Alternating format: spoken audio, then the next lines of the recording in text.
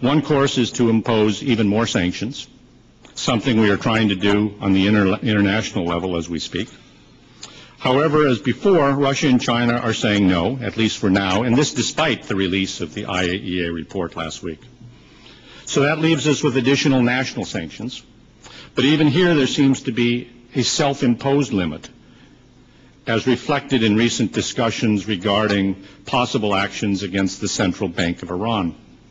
After having raised the prospects of sanctions on the central bank, which is the principal conduit for Iran's oil sales globally, U.S. officials seem to be moving away from such action out of fear that it could be too disruptive economically if it rose energy prices at home. So there is apparently a price that we're not willing to pay economically to compel Iran on the nuclear side.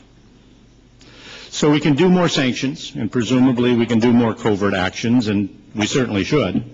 But given our experiences over the past 5 years, we should not, I believe, expect them to work, that is, to end the program. And time is running out. Whether we have 1 year or 2 years, we simply can't be confident that an incremental policy of more of the same will be successful. In fact, one would have to conclude, based on our experience to date, that we will fail in our alternative path. Let me put it bluntly. We are at a critical juncture, and we are faced with very hard choices and huge risks.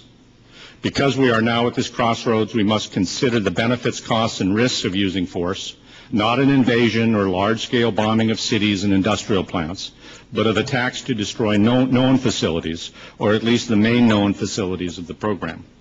No one wants to have to use force, but this is a challenge for which there are no easy or even good policy choices.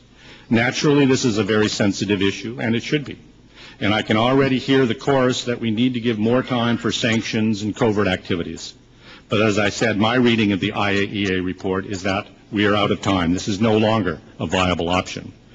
Of course, we can decide not to use force, and we can stick with the current policy, but if we do, I think we must face up to the fact that we are likely accepting a nuclear-armed Iran.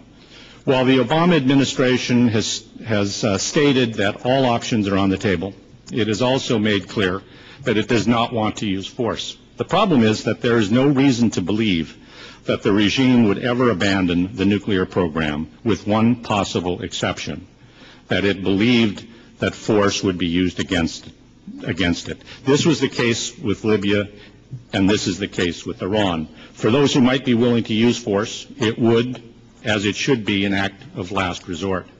In this context, we need to consider the likely costs and benefits if force is used. Allow me to make just 2 concluding thoughts. The first, very briefly, as I said at the outset, is the only sustainable solution to the Iranian nuclear threat is the emergence of a free and democratic Iran. And second, and this is more of a personal note, I was asked here today to talk to you about Iran's nuclear program, and I hope my remarks have been informative. But I want to say that over the past few days, as I prepared my comments, and today as I have listened to the other speakers, I have learned a great deal about the MEK, which I had known before, and I can now say unequivocally that I am not only a supporter of delisting, but also of the other steps that Governor Ridge and others on the panel have put forth. Thank you very much.